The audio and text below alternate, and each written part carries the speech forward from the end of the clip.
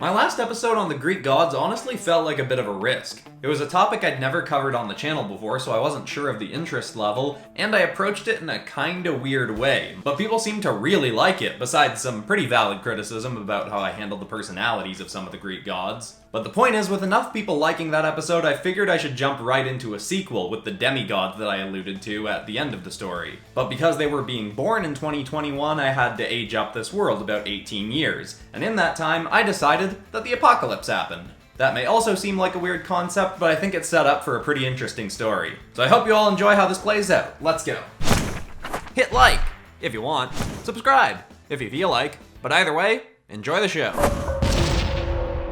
Humanity had thought that 2020 was a rough year for Earth, but little did they know that 2021 would bring about the beginning of the end. A shadowy group called the Cult of Diorum managed to bring back the mythical Greek gods of old, but instead of helping humanity, the gods went to war with one another. Over the course of a month, most of the gods killed each other off, fighting for power, but when the world saw that this had been possible to bring back a set of gods, many sought to bring back other gods, praying that a different creed of god would be more helpful to humankind. Gods from dozens of ancient beliefs arose: Egyptian, Norse, Celtic, Mayan. The list was long, but the descent into chaos was not. The gods feuded with one another, and while some did work to defend humans, with so much madness arising, it wasn't long until the world was ravaged in war and destruction. But some hope would eventually be found. In the darkest times, heroes are forged, and some of the best came from unexpected circumstances. You see, before many of the Greek gods had killed each other off, many had left behind children, who would only be born months after many of them fell. One of these children was Heracles. The mighty Zeus, despite having a wife in the goddess Hera, left behind a child with a mortal named Alcmene. By the time Alyssa had her child, Zeus was long dead, but Hera had avoided the conflict and lived. She sensed when the boy was born and was outraged by her husband's betrayal. Hera appeared before Alyssa and summoned two monstrous vipers to slay her baby. But to both their great shock, the baby, with part godly strength, managed to kill both serpents. Hera was livid, but Alyssa got to her knees and begged Hera to spare her child. She said she'd even name the boy after her and raise him to be worthy of Hera's great name. The goddess tentatively agreed, and the boy would be named Heracles. But Hera only agreed because she foresaw the coming conflict and knew that the world would torment the boy and his mother enough as it was. She watched on over the next few decades as the world fell to ruins. Alyssa had joined a small clan called the Amphitrons and moved around with the small band, trying to keep herself and her son safe. But very quickly, it would be Heracles keeping her safe. He was taught a myriad of skills by various members of the clan, from wrestling to fencing to archery to even the harp. By the time Heracles was 18, his training, paired with his godly strength, meant that he was able to protect his entire clan with ease, despite how treacherous the world had become. He even managed to defend all his people from a pack of mutated lions that had years before escaped from a zoo and had been living on the Cithaeron Mountains. He'd soon after fashion one of their pelts into a helmet headdress to intimidate foes. Unfortunately, Heracles' great strength couldn't protect him from everything, especially not Hera's rage. While Zeus had left behind other children as well, Hera's rage towards Heracles had continued to fester. The boy who carried her name was a vile reminder of her husband's betrayal, and one night, she snapped. She cursed the boy's mind with madness, and in a blind rage, he slayed his entire clan, including his poor mother. He snapped out of the rage, and for the next week, he mourned. He didn't eat, he barely slept, he simply sat in the wreckage of his former life, and Hera mercilessly reveled in his suffering. But then, to her great shock, at the end of the week, Heracles prayed to her. Curiously, she came before him. He wanted to strike a bargain. He knew she caused his madness, and he was livid, but he knew that he could never start over with a new life, with new friends or family, at the risk of her repeating her actions. He told her he'd handle any task she requested of him if she agreed to thereafter never interfere with his life again. She grudgingly agreed, But she didn't give him one task. She gave him 12.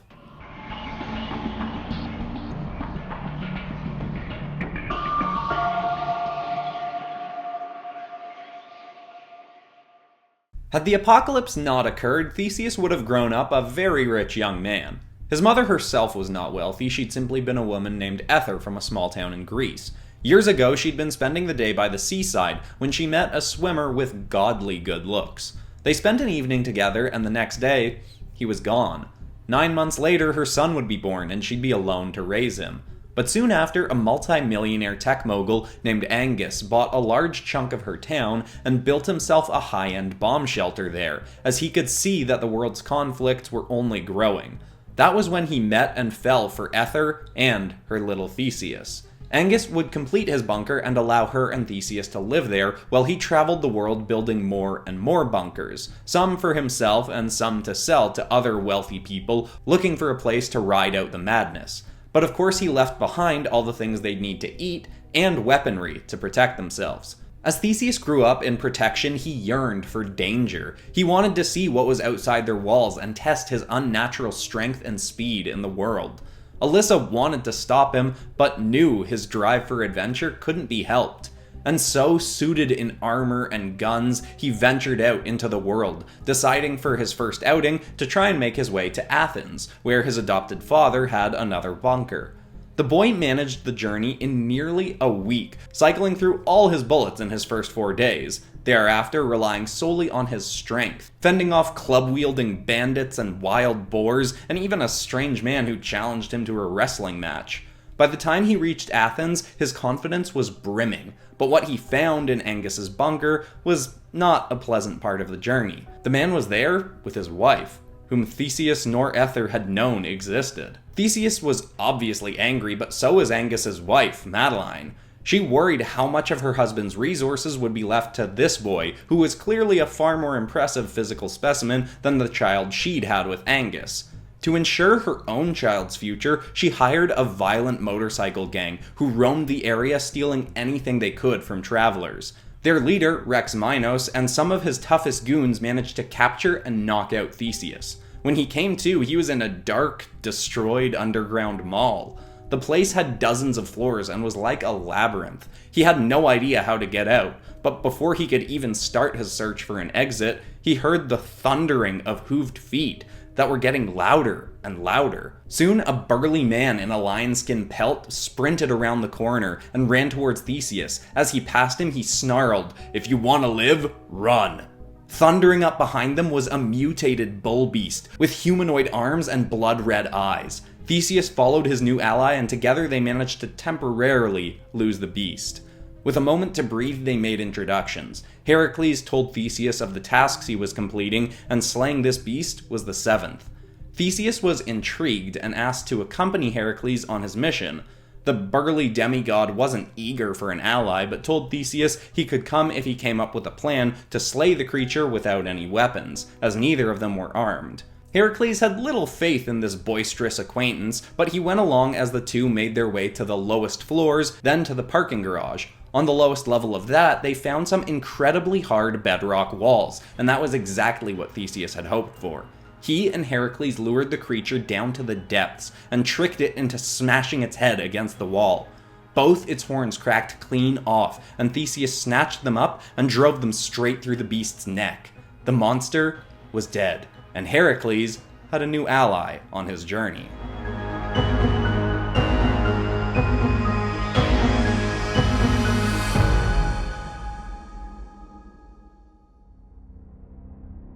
Heracles and Theseus worked well together on their next task. A twisted racetrack owner had been kidnapping people to feed to his horses, and the demigods swiftly put an end to that. But the task after that wouldn't be so easy. They were to venture to one of the toughest strongholds in Greece to try and capture the belt of the island's leader, Hippolyta, a fellow demigod who was widely known to be the daughter of Ares. Hippolyta had been born to Otessa, the headmistress of one of the most revered school for girls in all of Europe, called the Amazonian College of Excellence. As the world had started to devolve, she continued to ensure the girls at her school were trained for anything. They added combat and survival training to their schooling, and once things got bleak enough, Otessa did something drastic. She chartered a ship and took all the girls willing to go to a private island in the Mediterranean Sea. There, they fortified and continued training to ensure that if anyone came to steal their resources, they could fight off the invaders. They had on the island a stockpile of guns and explosives that they never used except for in massive emergencies, spending most of their time training with melee weapons. The girls became known for their brutal fighting style and for their often scarred right arms, which they always left free of armor to ensure they could hurl and thrust their spears without any hindrance. In spite of the dark path the world was headed down, the Amazonian girls thrived on their island, growing food and building remarkable shelters, all while training to be the best fighters on Earth. Of course, there were still those who came to the island to try their might against the women, and while the Amazonians won every battle, that didn't mean there were no casualties. Otessa was killed in a raid when Hippolyta was 16. But at that point, Hippolyta was revered enough by her peers to take over as the island's leader. She'd been leader for 2 years when Heracles and Theseus approached their shores in a small yacht that Theseus had stolen from Angus. The boys docked with their arms held high, requesting an audience with Hippolyta. They left their weapons in the boat and were brought before her. Heracles had his eye on the mission, but Theseus was instantly struck by the warrior queen's beauty and did everything he could to simply be charming. Heracles explained his whole situation, that he needed to acquire her belt as his 9th task. Hippolyta found it strange, but was surprisingly willing to part with the item. It had been forged from part of her father's armor in his final battle with Athena, but it held no special place in her heart. It was merely symbolic of her role as leader. She gifted the demigod the belt in a show of good faith, and Heracles and Theseus were allowed to stay the night in quarters near their ship. All in all, it had been the simplest task to accomplish yet. That is, until the entire island was awakened by the sound of a massive explosion. The weapon stockpile had been destroyed. Hippolyta and the Amazons went straight for their visitors. Theseus and Heracles tried to claim innocence as they fended off as many of the Amazons as they could. But when Hippolyta joined the fight, the two were quickly brought to their knees. But just as the warrior queen was ready to slay the intruders, 2 arrows flew out of nowhere and shot straight into Hippolyta's arm.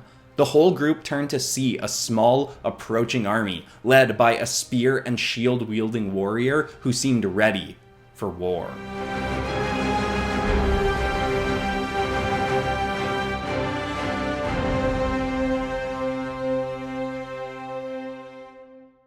The approaching warriors were the Mayday Myrmidian Gang, a ruthless group of fighters led by a man who fit the moniker of Demigod, but not in the same way as the others.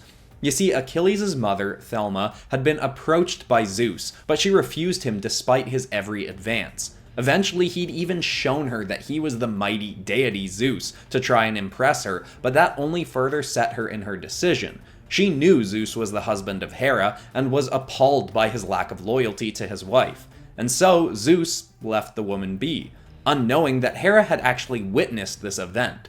Impressed by the woman, Hera had watched over Thelma, who a year later had a son with another man. Seeing the world falling and Thelma growing scared for the safety of her son, Hera went to Thelma and told her that if she wanted to keep Achilles safe, she should take him to the entrance of the underworld. Once there, Hera would grant her access to the river Styx, so she could dip her son into it. Doing so would grant him godly invulnerability. Thelma did as suggested, but held him by his heel, meaning that small part of his body was not made immune to harm. Aside from that weakness, however, he was made invulnerable, but his mother would still do all she could to keep him close and safe. As he grew, each night Achilles had dreams, terrible dreams, of the children of gods rising up and ruling the world, slaying all the humans and deities alike. These dreams, of course unknown to him, were sent by Hera.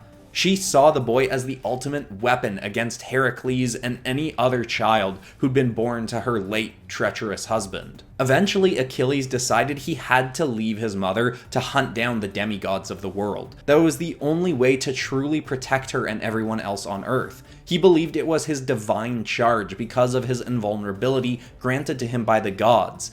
When Thelma realized she couldn't stop her son, she prayed to Hera to do everything to help Achilles. The next day, as Achilles was set to leave home, he found a set of riot armor on his doorway.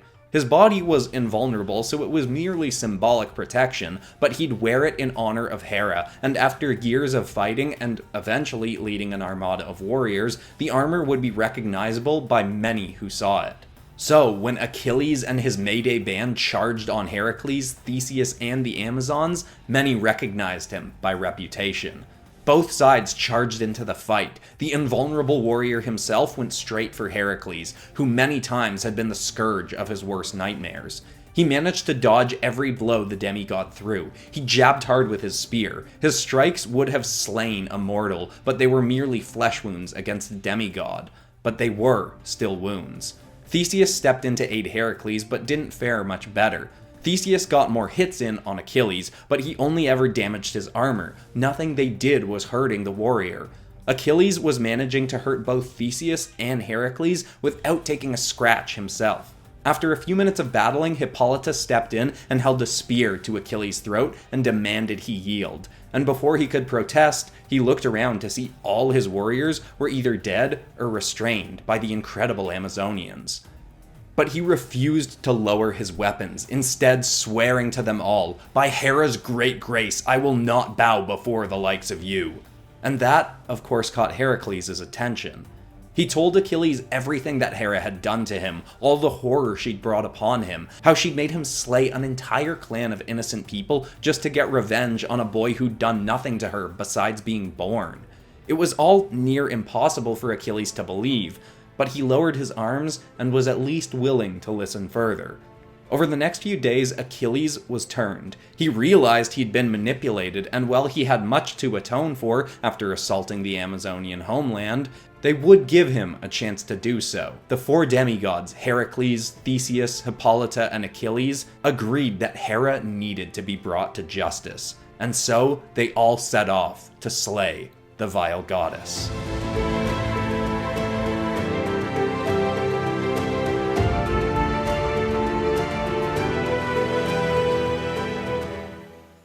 I honestly may put this straight into the Best of PopCross playlist. I really like how this whole thing turned out, story and art. Hope nobody is too upset about how I had to portray Achilles to fit him into this. Depending on which versions of the myths you look at, he never even would have met Hercules. There's one point where it's alluded that they may have met, but the point is, I kinda had to change him up a bit to fit him into this, so I figured, let's go with this idea I've got and see if people enjoy it. But anyway, if you haven't seen the episode that preceded this one, the Greek gods returning in the modern day, make sure to check that out. I really like that episode as well. And if you're new here, make sure to check out some of the other kinds of videos I got up on this channel. I do lots of turning pop culture things into other things, like superheroes into dragons, famous vehicles into transformers, whole bunch of different stuff. Go poking around. If you enjoyed this, you'll probably like other stuff I got. But anyway, now I'm gonna take a step back and see if I can work these characters into the Multiverse Tales storyline. Think that could be kind of fun, or have Multiverse Tales characters visit this universe or something. But anyway, everybody, that's all for today. I'm Christian Pearson. This has been PopCross Studios, home of the nerdiest art videos on YouTube. Thanks so much for watching, everybody. The next episode on Monday will be the community redraw. Thank you so much to everyone who submitted. I'm excited for y'all to see which ones I picked. And I tried to get almost everybody into the submission scroll this time.